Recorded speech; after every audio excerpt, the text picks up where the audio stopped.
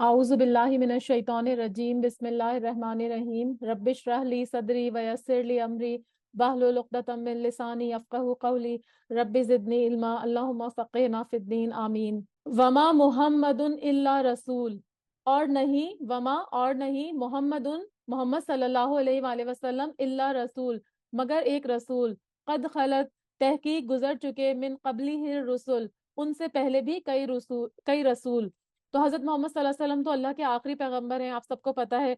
तो वो सिर्फ एक रसूल ही हैं। यहाँ पे क्या मुराद है कि मोहम्मद सल्लल्लाहु अलैहि वसल्लम जो हैं वो सिर्फ रसूल हैं, यानी उनका इम्तियाज भी क्या है कि सिर्फ रिसालत ही है।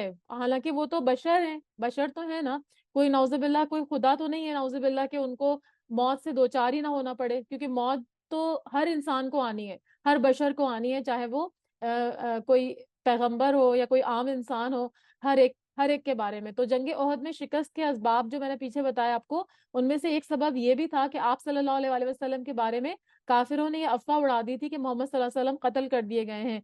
क्योंकि एक सहाबी थे मुसअब बिन उमैर, उनकी शक्ल आप सल्लल्लाहु अलैहि वसल्लम से काफी शबाहत उनकी आती थी। तो मुसअब बिन उमैर की जब शहादत हुई तो काफिरों ने ये बात, और जो मुनाफिकीन थे और इस तरह के जो लोग थे जो मुसलमानों के अंदर अफरा तफरी पैदा करना चाहते थे, उन्होंने ये बात, और बाज मुफस्सिरीन ये भी कहते हैं कि शैतान ने ये बात आम कर दी थी कि आप सल्लल्लाहु अलैहि वसल्लम को शहीद कर दिया गया है। तो ये बात सुनने के बाद भी उनके पैर उखड़ गए थे, यानी जब मुसलमानों को जब ये खबर मिली कि आप सल्लल्लाहु अलैहि वसल्लम शहीद हो गए, तो बाज मुसलमानों के हौसले पस्त हो गए थे और वो लड़ाई से पीछे हट गए थे। तो इस पर यह आयत नाजिल हुई कि नबी सल्लल्लाहु अलैहि वसल्लम का काफिरों के हाथों कत्ल हो जाना या उन पर मौत का वारिद हो जाना कोई नई बात नहीं है। पिछले जो अंबिया अलैहिस्सलाम आए थे उनको भी कत्ल किया गया और वो भी मौत से हमकिनार हुए। तो अगर आप सल्लल्लाहु अलैहि वसल्लम के साथ भी ये मामला होता है तो क्या तुम दीन से फिर जाओगे? तो अल्लाह ताला यहाँ पर यही बात फरमा रहे हैं कि वमा मोहम्मदुन इल्ला रसूल, और नहीं है मोहम्मद सल्लल्लाहु अलैहि वसल्लम मगर एक रसूल। इनसे पहले भी कई रसूल गुजर चुके हैं, यानी जो आए और चले गए, और आपसे पहले गुजर चुके हैं। इसका क्या मतलब है कि आप जो हैं वो खातिमुन नबिय्यीन हैं, आप आखिरी नबी हैं। अफा इम माता, तो क्या अगर वो मर जाएं या फौत हो जाएं, औ कुतिला, या वो कत्ल कर दिए जाएं, अनकलब तुम, पलट जाओगे तुम, अला आकाबिकुम, अपनी एड़ियों पर। यानी अगर आप सल्लल्लाहु अलैहि वसल्लम की शहादत हो जाए या आपको कत्ल कर दिया जाए या आपकी तबई मौत आ जाए, तो क्या तुम दीन से फिर जाओगे? क्योंकि ये कोई शख्सियत परस्ती तो नहीं है ना। दीन हमें क्या सिखाता है? अल्लाह की मोहब्बत सिखाता है। दीन तो हमें अल्लाह की मोहब्बत सिखाता है। तो आप सल्लल्लाहु अलैहि वसल्लम जो है वो बशर हैं, आप पर जो भी तकलीफें आई वो जैसे और इंसानों पर आती हैं उस तरह से आपके ऊपर तकलीफ आई। और आपको पता है जंग ओहद में आप सल्लल्लाहु अलैहि वसल्लम का एक दंदाने मुबारक भी शहीद हुआ था। तो आप नाउजुबिल्लाह कोई रब तो नहीं है। और दूसरा ये कि आप जो है वो खातिमुर रसूल हैं।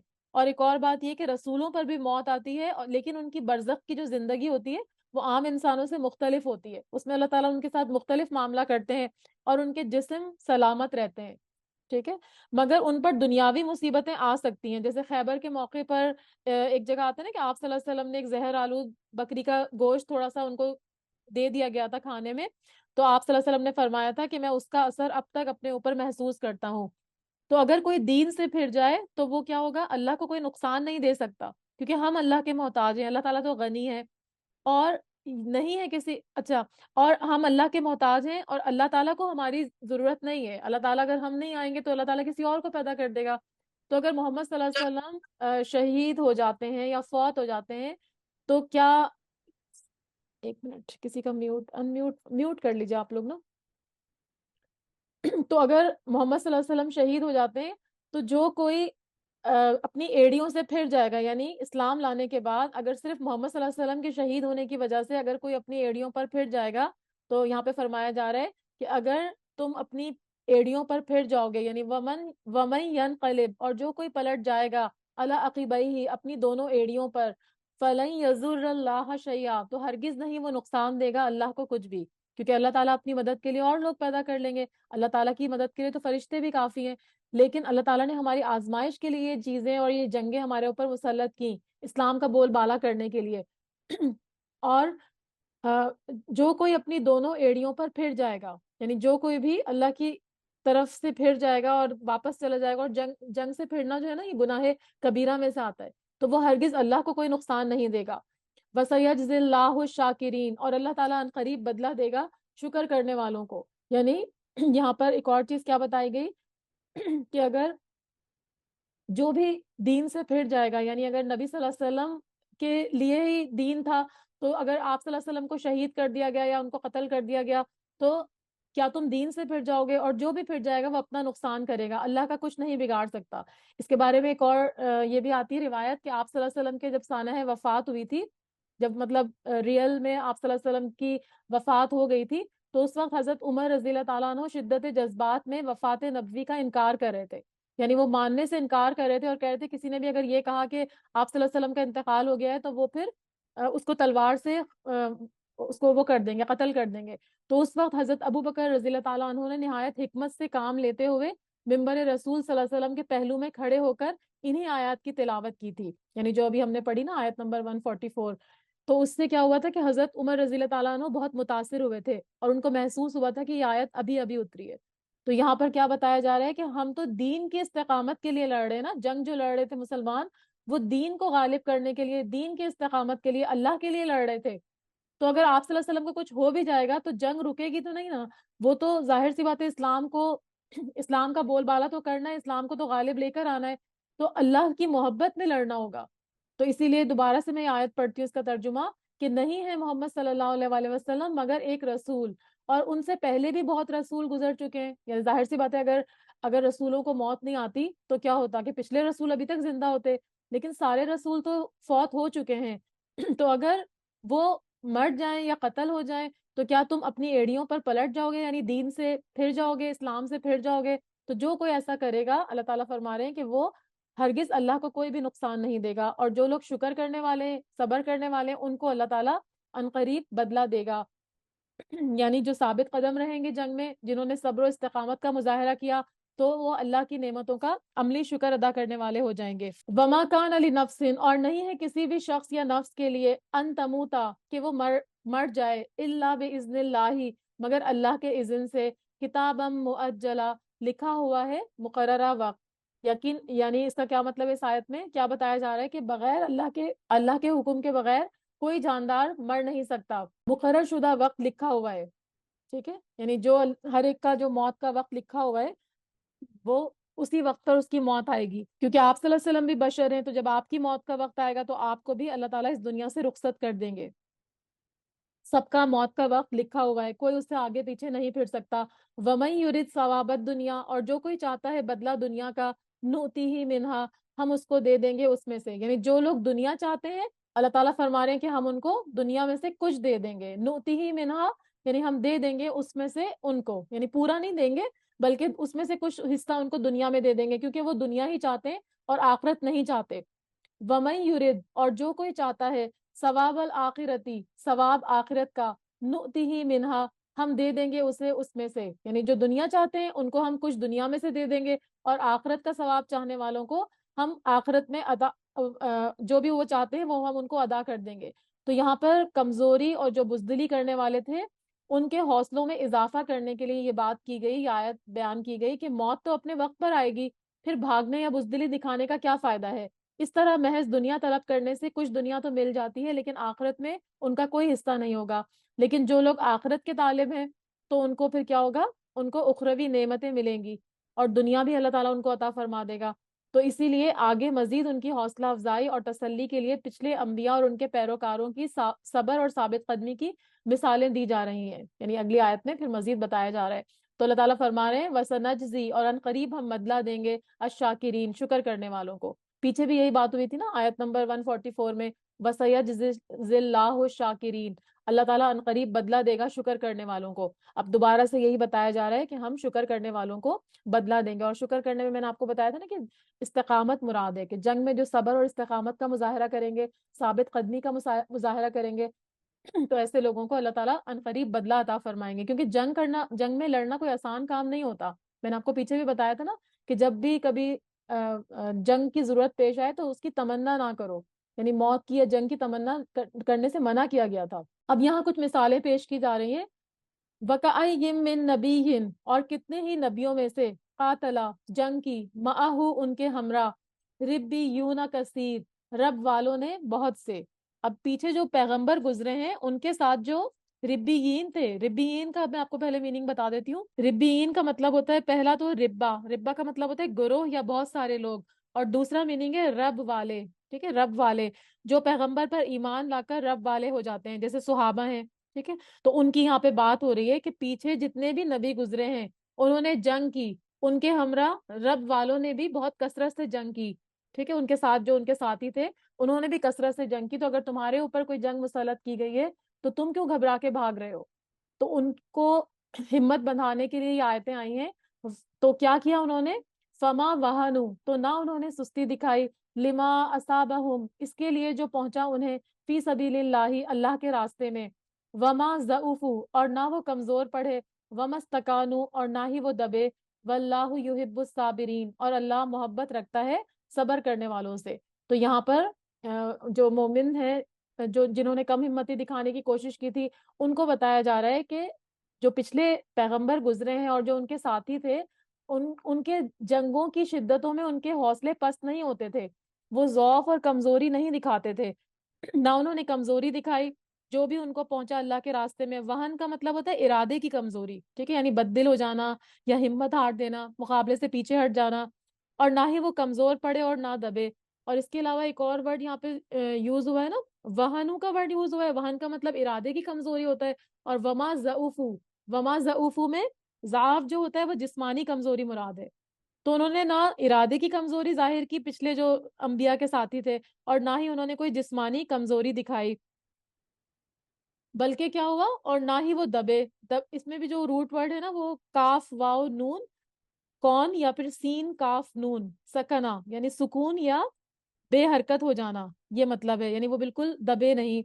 تو ایسے لوگوں کے اللہ تعالیٰ کیا فرما رہے ہیں, واللہ یحب الصابرین, اللہ محبت رکھتا ہے صبر کرنے والوں سے.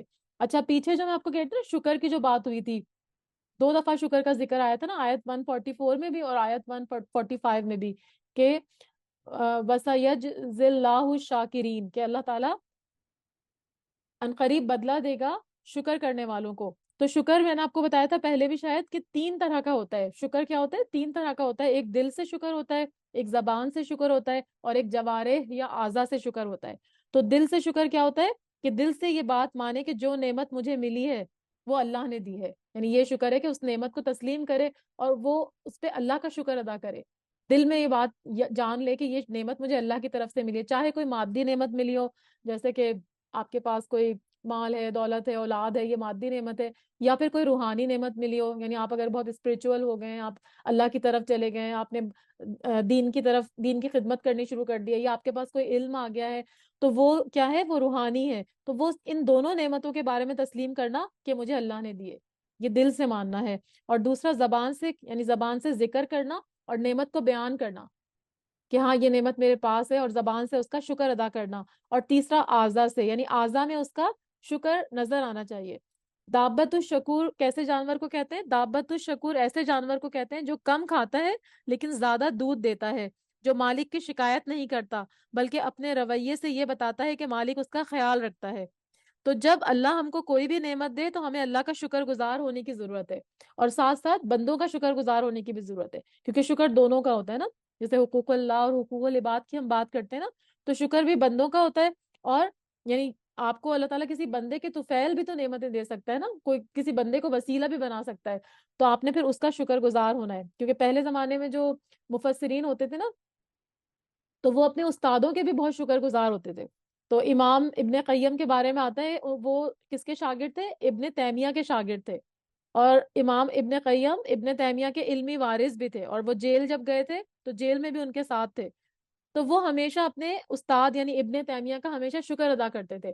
تو ہمیں بھی جو بھی ہمارے استاد ہیں, ہمیں ان کا بھی شکر ادا کرنا چاہیے, ہمیں اپنے والدین کا شکر ادا کرنا چاہیے. اگر کوئی اور آپ کو کسی معاملے میں, کوئی بھی رشتہ دار, آپ کے بہن بھائی, کوئی بھی آپ کی ہیلپ کرتے ہیں, تو ہمیں ان کا بھی شکر گزار ہونا چاہیے. یعنی ہمیں بندوں کا بھی شکر گزار ہونا ہے اور اللہ کا بھی شکر گزار ہونا ہے. اور شکر میں نے آپ کو بتایا 3 ٹائپ کا ہے, دل سے شکر, زبان سے شکر, اور اعضاء سے شکر. کیونکہ بار بار شکر کی بات ہوگی نا, اس لیے میں نے تھوڑا اس کو ڈیٹیل میں ایلابوریٹ کر دیا. تو کیا ہم پڑھ رہے تھے آیت کہ جو نہیں ہے کسی نفس کے لیے کہ اللہ کی اجازت کے بغیر وہ مر جائے, کیونکہ ہر ایک کا مقررہ وقت لکھا ہوا ہے, موت کا مقررہ وقت لکھا ہوا ہے, کسی کا جلدی, کسی کا دیر سے, کوئی پہلے نہیں مر سکتا. لیکن جو دنیا کا ثواب چاہتے ہیں اللہ تعالیٰ فرما رہے ہیں کہ ہم اس کو تھوڑا سا دے دیں گے، لیکن جو آخرت کا ثواب چاہتا ہے اس کو بھی آخرت کا ثواب عطا کر دیا جائے گا، اور شکر کرنے والوں کو ہم بہت دیں گے۔ اور پھر آگے میں نے جیسے بتایا کہ مثال بیان کی گئی کہ پہلے بھی جو نبی ہوئے انہوں نے جب جنگ کی تو ان کے ہمراہ جو ان کے ساتھی تھے انہوں نے بھی ان کے ساتھ ان کا ساتھ دیا، اور وہ نہ ہی انہوں نے سستی دکھائی، جو ان کو تکلیفیں پہنچی اللہ کے راستے میں نہ وہ کمزور پڑے اور نہ ہی وہ ان سے دبے، یعنی انہوں نے صحیح بھرپور ایمان کے ساتھ ان جو قوتیں تھیں ان کا مقابلہ کیا۔ تو اللہ تعالیٰ کیا فرما رہے ہیں، واللہ یحب الصابرین، اللہ محبت رکھتا ہے صبر کرنے والوں سے، یعنی صبر کرنے والوں کو جو جنگ کی شدتوں میں پست ہمت نہیں ہوتے اور ضعف اور کمزوری نہیں دکھاتے، ایسے صابرین کو اللہ تعالیٰ بہت پسند کرتا ہے۔ اور مزید ان کی آگے دعا بیان کی جا رہی ہے، وما کان قولہم، اور نہ تھی بات ان کی، الا ان قالوا، مگر یہ کہ انہوں نے کہا۔ یہ کس کی بات ہو رہی ہے؟ یہ جو پیچھے ربیون کی بات ہوئی نا، جو جیسے میں نے آپ کو بتایا تھا ربیون سے مراد لوگوں کا گروہ بھی ہے اور نبی کے پیروکار، یعنی جیسے صحابہ وغیرہ کی بات ہو رہی ہے ابھی، تو صحابہ بھی اس سے مراد ہیں۔ تو فرمایا کہ ان کی بات ایک نہیں تھی، بلکہ کیا بات تھی، الا ان قالوا، مگر یہ کہ ان سب نے کیا کہا، انہوں نے اللہ سے دعا کی۔ کیا دعا کی؟ ربنا اغفر لنا، اے ہمارے رب بخش دے ہمارے لیے، ذنوبنا، ہمارے گناہوں کو، و اسرافنا، اور زیادتیاں ہماری، جو بھی ہم نے اپنے حد سے بڑھے یا جو بھی ہم نے زیادتی کی اپنے جان پر یا اللہ کی راہ میں، تو ہمیں اس کو بخش دے، فی امرنا، ہمارے معاملے میں، وثبت اقدامنا، اور جما دے ہمارے قدموں کو، وانصرنا علی القوم الکافرین، اور مدد فرما ہماری اوپر ان لوگوں کے جو کافر ہیں۔ تو یہ بہت خوبصورت دعا ہے جو جو پیچھے پیغمبروں کے جو ساتھی تھے انہوں نے یہ دعا مانگی اللہ سے، کیونکہ ثابت قدم رہنے کے لیے آپ کو خود بھی ہمت کرنی پڑتی ہے، لیکن اللہ سے دعا بھی کرنی پڑتی ہے۔ اللہ کی دعا کے بغیر اللہ سے دعا کیے بغیر جو ہے وہ ہم اس میں کامیاب نہیں ہو سکتے، کیونکہ ثابت قدم رہنا جنگی حالت میں اور مصیبتوں پر صبر کرنا یہ بہت مشکل کام ہے، آسان نہیں ہے۔ تو یہ دعا بہت خوبصورت ہے کہ اے ہمارے رب بخش دے ہمارے گناہوں کو ہمارے لیے، ہماری زیادتیاں ہمارے معاملے میں، اور جما دے ہمارے قدموں کو، یعنی دشمن کے مقابلے میں، اور مدد فرما ہماری ان لوگوں پر جو کہ کافر ہیں۔ تو پھر اللہ تعالیٰ ایسے پکے ایمان والوں کی قدر کرتا ہے اور ان کی دعاؤں کو قبول کرتا ہے۔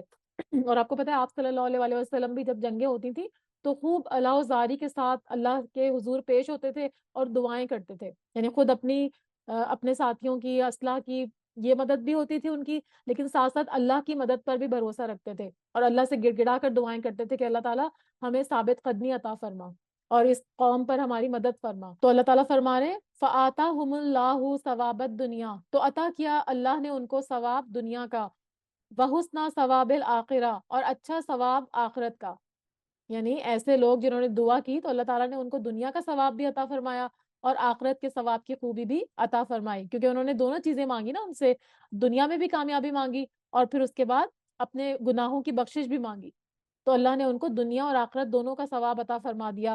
واللہ یحب المحسنین، اور اللہ محبت رکھتا ہے محسنین سے، یعنی جو احسان کرنے والے ہیں ان کو اللہ تعالیٰ بہت محبت رکھتا ہے۔ اور احسان کیا ہوتا ہے؟ احسان بھی اللہ کے ساتھ ہوتا ہے۔ اللہ کے ساتھ احسان کیا ہے؟ کہ بہترین طریقے سے عبادت کرنا۔ اور اس کے بارے میں ایک حدیث بھی آتی ہے نا کہ جب جبرائیل علیہ السلام آئے تھے ایک انسانی شکل میں، کافی بڑی وہ حدیث ہے، تو اس میں سے میں تھوڑا سا پارٹ سنا دیتی ہوں کہ انہوں نے پوچھا تھا نا کہ احسان کا کیا ہے، احسان کا کیا مطلب ہے، آپ صلی اللہ علیہ وسلم نے پوچھا تھا، تو انہوں نے فرمایا تھا احسان کرنا ایسا ہے کہ بہترین طریقے سے اللہ کی عبادت کرنا اور یہ سمجھنا کہ اللہ کو ہم دیکھ رہے ہیں، اور اگر یہ نہیں ہوتا تو پھر یہ سمجھو کہ اللہ تمہیں دیکھ رہا ہے، تو یہ احسان کرنا ہوتا ہے۔ تو اللہ کے ساتھ بھی احسان کرنا اور بندوں کے ساتھ بھی احسان کرنا۔ بندوں کے ساتھ احسان کیا ہے؟ کہ چاہے وہ آپ کے ساتھ اچھا کریں یا نہ کریں پھر بھی آپ ان کے ساتھ اچھا کریں، اور احسان کا مطلب ہوتا ہے ڈگری ابو، یعنی ایک ہوتا ہے عدل اور ایک ہوتا ہے احسان۔ عدل تو بالکل برابری کا آپ اس کے ساتھ سلوک کریں، لیکن احسان کیا ہے کہ اگر کوئی آپ سے اچھا کرے نہ کرے آپ اس سے بڑھ کے جو ہے وہ اچھا کریں۔ تو ہر وہ محبت جو اللہ کی محبت کے تابع ہوتی ہے وہ اللہ کی محبت میں اضافے کا سبب بنتی ہے۔ جیسے ہمارے پاس مال ہے، گاڑی ہے، گھر ہے، بچے ہیں اور دیگر ہمارے پاس جو جو چیزیں ہیں جن سے ہم محبت کرتے ہیں، ہم محبت کرتے ہیں نا، اپنے بچوں سے بھی کرتے ہیں، مال سے بھی کرتے ہیں، گاڑی سے بھی کرتے ہیں، اور جتنے بھی ہمارے پاس جائیدادیں ہیں، جو بھی دنیاوی چیزیں ہیں ہم ان سے محبت کرتے ہیں۔ تو اگر ان کی محبت ہمیں اللہ کی محبت سے قریب کر رہی ہے، ٹھیک ہے، تو ان کی محبت اچھی ہے، یعنی ہر وہ محبت جو اللہ کی محبت کے تابع ہو اور اللہ کی محبت کے میں اضافے کا سبب بن رہی ہے تو پھر ٹھیک ہے۔ لیکن اگر وہ آپ کو اللہ سے دور کر رہی ہے تو پھر ایسی چیزوں سے بچنے کا حکم ہے، یعنی ایسی چیزوں کو چھوڑنے کا حکم ہے۔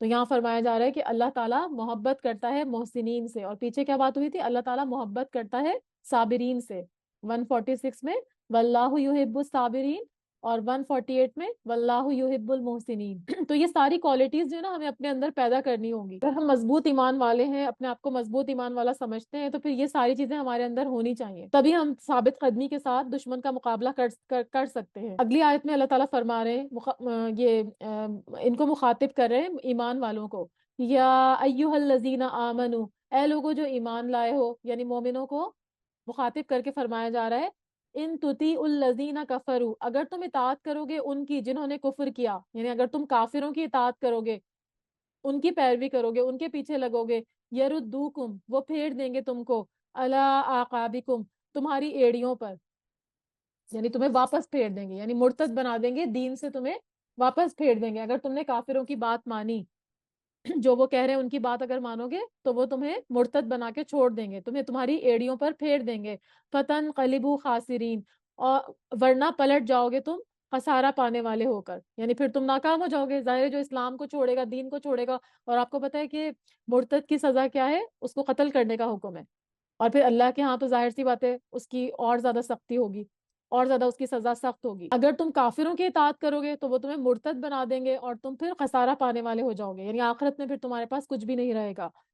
بل اللہ مولاکم، بلکہ اللہ مددگار ہے تمہارا، مولا ہے تمہارا، وہو خیر الناصرین، اور وہ بہترین ہے مدد کرنے میں، یعنی اللہ ہی تمہارا مولا ہے تو اسی لیے اللہ ہی کو اپنا مددگار جانو، اور وہی بہترین مددگار ہے۔ تو یہاں پر دوبارہ سے یہ مضمون دہرایا جا رہا ہے، کیونکہ جب احد کی شکست ہوئی تھی نا، تو اس سے فائدہ اٹھاتے ہوئے کیا ہوا تھا کہ بعض کفار اور منافقین مسلمانوں کو یہ مشورہ دے رہے تھے کہ تم اپنے آبائی دین کی طرف لوٹ آؤ، یعنی ان کو کہہ رہے تھے کہ تم جو مسلمان ہوئے ہو اس میں تو تمہیں کوئی فائدہ نہیں ہوا اسلام لانے کا، تو تم ایسا کرو کہ جو تمہارا پہلے دین تھا، آبائی دین یعنی شرک والا، اس کی طرف تم لوٹ آؤ۔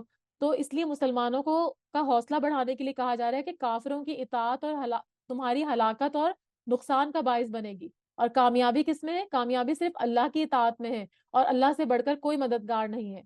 ٹھیک ہے، تو یہاں مسلمانوں کو وارن کیا جا رہا ہے، روکا جا رہا ہے کہ ان کی بات ماننے کی بالکل بھی ضرورت نہیں ہے۔ بل اللہ مولاکم وہو خیر الناصرین، وہی تمہارا مولا ہے اور وہی بہترین مددگار ہے۔ سنلقی، ان قریب ہم ڈال دیں گے، فی قلوب الذین کفروا الرعب، دلوں میں ان کے جنہوں نے کفر کیا روب کو، بما اشرکو، بوجہ اس کے جو انہوں نے شریک ٹھہرایا، باللہ، ساتھ اللہ کے، ما لم ینزل به سلطانہ، اس کو جو نہیں اس نے نازل کی جس کی کوئی دلیل۔ اب یہاں پر مسلمانوں کو پھر کہا جا رہا ہے، مسلمانوں کو بتایا جا رہا ہے کہ ہم تمہارا روب، یعنی مسلمانوں کا روب کافروں کے دلوں میں ڈال دیں گے، اور یہ اس وجہ سے ہوگا کہ یہ اللہ کے ساتھ ان چیزوں کو شریک کرتے ہیں جس کی کوئی دلیل اللہ نے نہیں اتاری۔ کیونکہ مسلمانوں کی جو شکست ہوئی نا جنگ احد میں، تو اس سے کیا ہوا؟ کافروں کے دل میں کیا خیال آیا کہ مسلمانوں کا خاتمے کا اچھا موقع ہے، لیکن اس موقع پر اللہ تعالیٰ نے کیا کیا؟ ان کے دلوں میں مسلمانوں کا روب ڈال دیا۔ اور اس میں ایک حدیث بھی آتی نا، حدیث میں آتا ہے کہ آپ صلی اللہ علیہ وآلہ وسلم نے فرمایا کہ مجھے 5 چیزیں ایسی عطا کی گئی ہیں جو مجھ سے پہلے کسی نبی کو نہیں دی گئیں۔ ان میں سے ایک کیا ہے کہ دشمن کے دل میں 1 مہینے کی مسافت پر میرا روب ڈال کر میری مدد کی گئی ہے۔ تو اس سے کیا معلوم ہوتا ہے اس حدیث سے کہ آپ صلی اللہ علیہ وسلم کا روب مستقل طور پر دشمن کے دل میں ڈال دیا گیا تھا، اور آپ صلی اللہ علیہ وسلم کے ساتھ آپ صلی اللہ علیہ وسلم کی امت یعنی مسلمانوں کا روب بھی مشرکوں پر ڈال دیا گیا ہے، اور اس کی وجہ کیا ہے؟ ان کا شرک کرنا۔ اور مسلمانوں کا روب کیوں ڈالا گیا؟ کیونکہ مسلمان ایک اللہ کو ماننے والے ہیں اور اپنے ایمان میں پختہ ہیں۔ تو اگر ہم اپنے ایمان میں پختہ ہوں گے تو آپ دیکھیں آپ کا روب خود سے ان کے اوپر بڑھے گا، وہ آپ سے ڈرنے والے ہوں گے، اور ان کو خود ہی اپنی شکست کا یقین ہو جائے گا۔ لیکن اگر ہمارے ایمان کمزور ہوں گے، ہم بھی اللہ کے ساتھ نعوذ باللہ شریک ٹھہرانے والے ہو جائیں، یا ہم لوگوں سے ڈرنے والے ہو جائیں اللہ کو چھوڑ کر، تو پھر کیا ہوگا؟ پھر ہمارے دلوں ان کے دلوں سے ہمارا روب ختم ہو جائے گا، کیونکہ وہ شرک کرتے ہیں جس کے بارے میں اللہ نے کوئی دلیل نہیں اتاری، یعنی بغیر کسی دلیل کے وہ اللہ کے ساتھ شریک ٹھہراتے ہیں۔ اللہ تعالیٰ فرما رہے ہیں وَمَأْوَاهُمُ النَّارُ، اور ٹھکانہ ان کا آگ ہے، یعنی ان کا ٹھکانہ کیا ہے؟ آگ ہے۔ دنیا میں تو ابھی ان کو چھوٹ ملی ہوئی ہے، لیکن جب یہ فوت ہوں گے تو پھر ان کو آگ میں داخل کر دیا جائے گا۔ اور ماوا کیا ہوتا ہے؟ آپ کا جو ہمیشہ رہنے کا ٹھکانہ ہوتا ہے، اس کو کہا جاتا ہے۔ وَبِئْسَ مَثْوَى الظَّالِمِينَ، اور کتنا برا ہے ٹھکانہ ظالموں کا، یعنی ظالموں کے ٹھہرنے کی یہ بہت بری جگہ ہے جہنم جو ہے۔ وَلَقَدْ صَدَقَكُمُ اللَّهُ، اور البتہ تحقیق سچا کر دکھایا تم سے اللہ یعنی اللہ نے وعدہ وعدہ اپنا استحسونہم جب تم قتل کر رہے تھے انہیں بِإِذْنِهِ اس کے اذن سے. اب یہاں پر کون سی بات ہو رہی ہے کہ اللہ تعالیٰ کیا فرما رہے ہیں کہ اللہ تعالیٰ نے تم سے اپنا وعدہ سچا کر دکھایا جبکہ تم اس کے حکم سے ان کو کاٹ رہے تھے یعنی ان کو قتل کر رہے تھے. تو اس وعدے سے بعض مفسرین کہتے ہیں کہ وہ جو شروع میں بات ہوئی تھی نا کہ تمہاری 3,000 یا 5,000 فرشتوں کا نزول ہوگا اور وہ تمہاری مدد کریں گے، اس سے مراد فتح اور نصرت کا وہ عام وعدہ ہے جو اہل اسلام کے لیے اور آپ صلی اللہ علیہ وسلم کی طرف سے بہت پہلے سے کیا جا چکا تھا. ٹھیک ہے، تو اسی لیے وہ وعدہ یہاں پہ مراد ہے کہ اسلام میں اگر تمہارا ایمان پختہ ہوگا تو یقیناً تم ہی غالب رہو گے، چاہے تم تعداد میں کمی کیوں نہ ہو. شرط کیا ہے کہ آپ کا ایمان پختہ ہو، صبر ہو، استقامت ہو، ثابت قدمی ہو.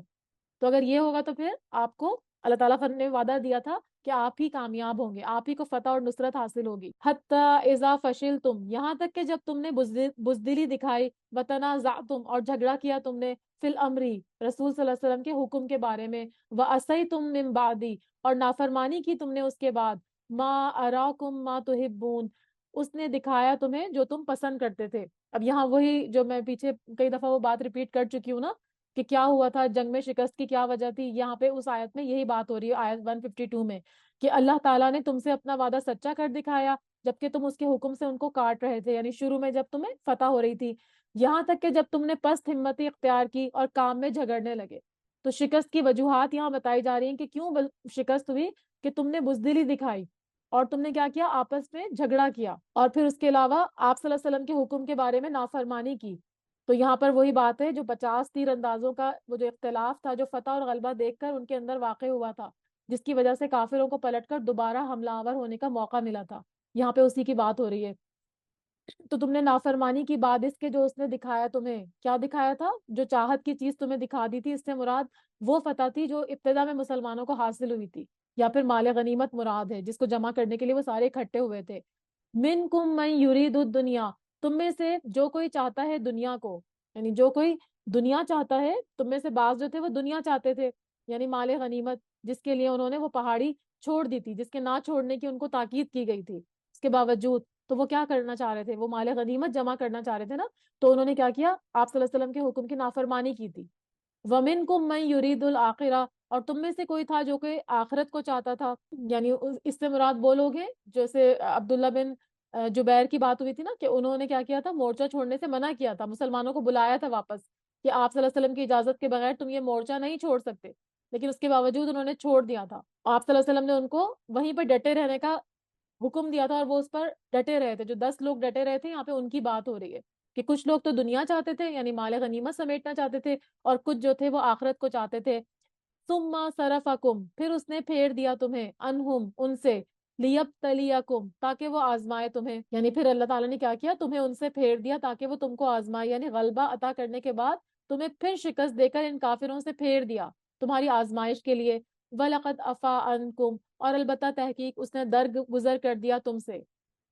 ٹھیک ہے، یعنی تمہاری لغزش کو اللہ تعالیٰ فرمانے ہیں کہ درگزر کر دیا. جتنے بھی صحابی تھے جنہوں نے بھی وہ جگہ چھوڑی تھی درے کی، تو ان سب کی لغزش کو اللہ تعالیٰ نے درگزر کر دیا، اور اس کا قرآن میں تذکرہ بھی ہو گیا. تو اب ہمیں کوئی بھی ہمیں ایکسکیوز نہیں کہ ہم ان کے خلاف کوئی ایسی بات کریں. ٹھیک ہے، ان سب کو اللہ تعالیٰ نے معاف کر دیا تھا. وَلَقَدْ عَفَا عَنْكُمْ اللہ نے ان سے ان کو سب کو درگزر کر دیا تھا. وَاللَّهُ ذُو فضل علی المؤمنین اور اللہ فضل والا ہے مومنوں پر، یعنی اللہ تعالیٰ کا بہت بڑا فضل تھا کہ اللہ نے ان کو ان کی بات کو درگزر فرما دیا تھا. تو یہاں پر اس آیت میں جو صحابہ کرام ہیں ان کے شرف اور فضل کا اظہار کیا جا رہا ہے کہ ان کی کوتاہیوں کے باوجود اللہ تعالیٰ نے ان کے اوپر فضل فرمایا تھا. تو اسی لیے آگے لوگوں کو روکا جا رہا ہے کہ ان کی غلطیوں کی وضاحت کر کے، یعنی ان کی غلطیاں کیوں بتائی جا رہی ہیں، اگر معاف کر دیا تھا تو پھر ان کی غلطیاں بتانے کی ضرورت نہیں تھی نا، لیکن ضرورت کیا تھی کہ آئندہ مسلمان اس کا اعادہ نہ کریں. ٹھیک ہے، اللہ تعالیٰ نے ان کے اوپر عام معافی کا اعلان کر دیا تھا. تو اگر اللہ نے قرآن میں عام معافی کا اعلان کر دیا ہے تو پھر کسی کے بھی خلاف تان اور تشنیع کرنے کی کوئی گنجائش نہیں ہے. صحیح بخاری میں ایک واقعہ مذکور ہے کہ ایک حج کے موقع پر ایک شخص نے حضرت عثمان رضی اللہ تعالیٰ عنہ پر بعض اعتراضات کیے تھے کہ وہ جنگ بدر میں بیت رضوان میں شریک نہیں ہوئے اور یوم احد میں وہ فرار ہو گئے تھے. تو حضرت ابن عمر رضی اللہ تعالیٰ عنہ نے فرمایا کہ جنگ بدر میں تو ان کی اہلیہ جو بنت رسول صلی اللہ علیہ وسلم تھی وہ بیمار تھی، اور بیت رضوان کے موقع پر آپ صلی اللہ علیہ وسلم کے سفیر بن کر مکہ گئے تھے، اور یوم احد کے فرار کو اللہ نے معاف کر دیا ہے۔ یہ صحیح بخاری کی حدیث ہے۔ تو اب ہمارے اوپر کوئی یہ ہم کسی بھی صحابی کو مورود الزام نہیں ٹھہرا سکتے، نعوذ باللہ، کیونکہ اللہ تعالیٰ نے ان کو معاف کر دیا، اور صرف یہاں پہ جو بیان کیا گیا ہے وہ لوگوں کو سبق دینے کے لیے کہ وہ آئندہ ایسا کام نہ کریں۔ استسعدونا، جب تم چڑھے جا رہے تھے، ولا تلعونا، اور نہیں تم مڑ کر دیکھ رہے تھے، الا احد و رسول، کسی ایک کو اور رسول صلی اللہ علیہ وآلہ وسلم، یدعوکم، وہ بلا رہے تھے تمہیں، فی اخراکم، تمہارے پیچھے سے، فاصابکم، تو اس نے دیا تمہیں، غمم بغم لکیلا، غم ساتھ غم کے تاکہ نہ، تحزنو، تم رنج کرو، الا ما فاتکم، اوپر جو تم سے چھن گیا، جو فوت ہو گیا، ولا ما اصابکم، اور نہ جو تمہیں پہنچا۔ اب یہ کون سی بات ہو رہی ہے؟ یہ کس موقع کی بات ہو رہی ہے؟ یہ بھی اسی کی بات ہو رہی ہے کہ جب کہ تم چڑھے چلے جا رہے تھے، کفار مکہ کی جو ایک اچانک حملہ ہو گیا تھا نا پیچھے سے، تو مسلمانوں میں بھگدڑ مچ گئی تھی، اور مسلمانوں کی اکثریت جو تھی وہ راہ فرار اختیار کر چکی تھی۔ تو اسی کا نقشہ بیان کیا جا رہا ہے کہ وہ وادی کی طرف چڑھ رہے تھے یا بھاگ رہے تھے، اور پھر کیا ہوا تھا، اور کسی طرف توجہ ہی نہیں کر رہے تھے، کسی کی بات ہی نہیں سن رہے تھے، اور اللہ کے رسول صلی اللہ علیہ وسلم تمہیں پیچھے سے آوازیں دے رہے تھے۔ نبی صلی اللہ علیہ وسلم اپنے چند ساتھیوں سمیت پیچھے رہ گئے تھے اور مسلمانوں کو پکار رہے تھے، الیہ عباد اللہ، الیہ عباد اللہ، اللہ کے بندوں میری طرف لوٹ آؤ، اللہ کے بندوں میری طرف لوٹ آؤ۔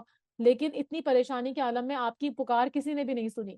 تو یہ اسی وقت کا منظر یہاں پہ اس آیت میں پیش کیا جا رہا ہے۔ بس تمہیں غم پر غم پہنچا۔ کیا غم پہنچا؟ یعنی تمہاری کوتاہی کے بدلے میں تمہیں غم پر غم پہنچا۔ اس سے کیا مراد ہے؟ پہلے غم سے کیا مراد ہے؟ مال غنیمت اور کفار پر فتح اور ظفر جو ان کو ہو گیا تھا اس سے محرومی ہو گئی، اس کا غم۔ اور دوسرے غم سے کیا مراد ہے؟ مسلمانوں کی شہادت ہوئی، ان کے مسلمان جو تھے وہ زخمی ہوئے، حضرت حمزہ جو آپ صلی اللہ علیہ وسلم کے چچا تھے ان کی شہادت ہوئی، اور نبی اکرم صلی اللہ علیہ وسلم کے حکم کی خلاف ورزی بھی انہوں نے کی، اور آپ صلی اللہ علیہ وسلم کی قبر شہادت سے پہنچنے والا غم۔ تو یہ غم کے اوپر غم ان کو ملا تھا، اور آپ صلی اللہ علیہ وسلم کی جو حکم کی خلاف ورزی کی تھی نا، تو ظاہر ہے یہ صحابہ ایسے تو نہیں تھے، یہ تو آپ کے اوپر جان نچھاور کرنے والے تھے، لیکن جب انہوں نے آپ صلی اللہ علیہ وسلم کے حکم کی خلاف ورزی کی تو اس پہ بھی ان کو بہت زیادہ شرمندگی تھی، بہت زیادہ ان کو غم پہنچا تھا کہ ہم نے آپ صلی اللہ علیہ وسلم کی بات کیوں نہیں مانی۔ اگر ہم آپ صلی اللہ علیہ وسلم کی بات مان لیتے اور وہ درہ نہیں چھوڑتے تو پھر یقیناً فتح ہمارا مقدر ہوتی۔ تو یہاں پہ اسی کا ذکر ہے کہ اس نے دیا تمہیں غم ساتھ غم کے تاکہ تم رنج کرو اس پر جو چھن گیا تم سے، یعنی جو فتح ہوئی تھی وہ شکست میں تبدیل ہو گئی، اور نہ جو پہنچایا، نہ پہنچنے والی اس تکلیف پر اداس ہو۔ یعنی یہ غم پر غم تمہیں کیوں دیا گیا؟ جس کی ابھی بات ہوئی کہ تمہارے اندر جو شدائد ہے ان کو برداشت کرنے کی قوت اور عزم اور حوصلہ پیدا ہو جائے۔ تو جب یہ قوت اور عزم اور حوصلہ پیدا ہو جاتا ہے تو انسان کو کیا ہوتا ہے کہ جو فوت شدہ چیزیں ہوتی ہیں ان پر غم، اور پہنچنے والے جو شدائد ہوتے ہیں اس پر ملال نہیں ہوتا۔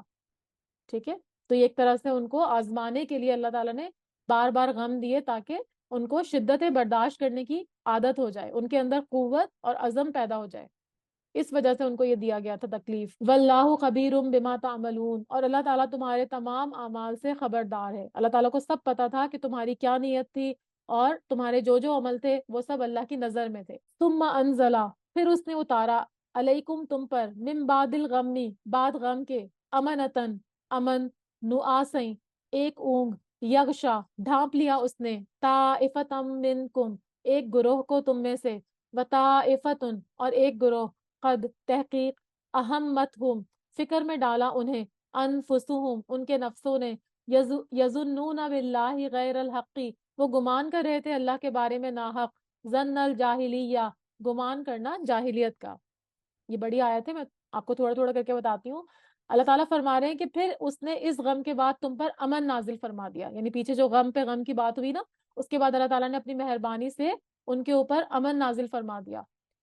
تو پھر کیا ہوا؟ تم میں سے ایک جماعت کو امن کی نیند آنے لگی، یعنی اتنی پریشانی اور اتنے ہیبت کے معاملے میں بھی وہاں پر مسلمانوں کی جو ایک جماعت تھی جن کے ایمان مضبوط تھے ان کو اللہ تعالیٰ کی طرف سے امن کی نیند آنے لگی۔ اس سے کیا مراد ہے کہ اتنی زیادہ پریشانی کے بعد اللہ نے پھر مسلمانوں پر اپنا فضل فرمایا اور میدان جنگ میں باقی رہ جانے والے مسلمانوں پر اونگ مسلط کر دی، اور یہ اونگ اللہ کی طرف سے سکینت اور نصرت کی دلیل تھی۔ حضرت ابو طلحہ رضی اللہ تعالیٰ عنہ فرماتے ہیں کہ میں بھی ان لوگوں میں سے تھا جن پر احد کے دن اونگ چھائی جا رہی تھی، حتیٰ کہ میری تلوار کئی مرتبہ میرے ہاتھ سے گری اور میں اسے پکڑتا تھا اور وہ پھر گر جاتی تھی، میں پکڑتا تھا اور وہ پھر گر جاتی تھی۔ یہ صحیح بخاری کی حدیث ہے، ٹھیک ہے؟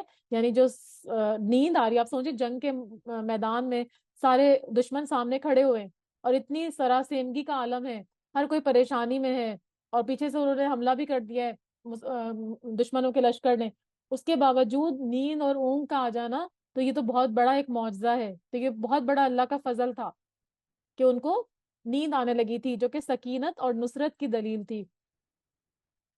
پھر اس میں مزید کیا فرمایا کہ ہاں کچھ وہ لوگ بھی تھے انہیں اپنی جانوں کی پڑی ہوئی تھی، اس سے مراد منافقین تھے، ان کو صرف اپنی جانوں کی پڑی ہوئی تھی، کیونکہ منافقین کا ایمان کمزور ہوتا ہے نا، تو پھر ایسے حالات میں ان کو صرف اپنی جانوں کی فکر ہوتی ہے، وہ چاہ رہے تھے کہ کسی طرح سے ہماری جان بچ جائے، اور وہ اللہ تعالیٰ کے ساتھ ناحق جہالت بھری بدگمانیاں کر رہے تھے۔ کیا بدگمانیاں کر رہے تھے؟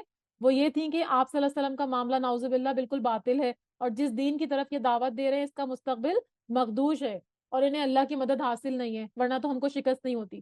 تو اس طرح کی باتیں غلط غلط کر کے مسلمانوں کے دلوں میں اور زیادہ پریشانی پیدا کر رہے تھے۔ تو یہ کون لوگ کر رہے تھے بدگمانیاں؟ یہ منافقین تھے جو اس طرح کی باتیں کر رہے تھے۔ اور کیا کہہ رہے تھے؟ یقولون، وہ کہہ رہے تھے، حل لنا من الامر من شیء، کیا ہمارے لیے بھی اس معاملے میں کوئی چیز ہے؟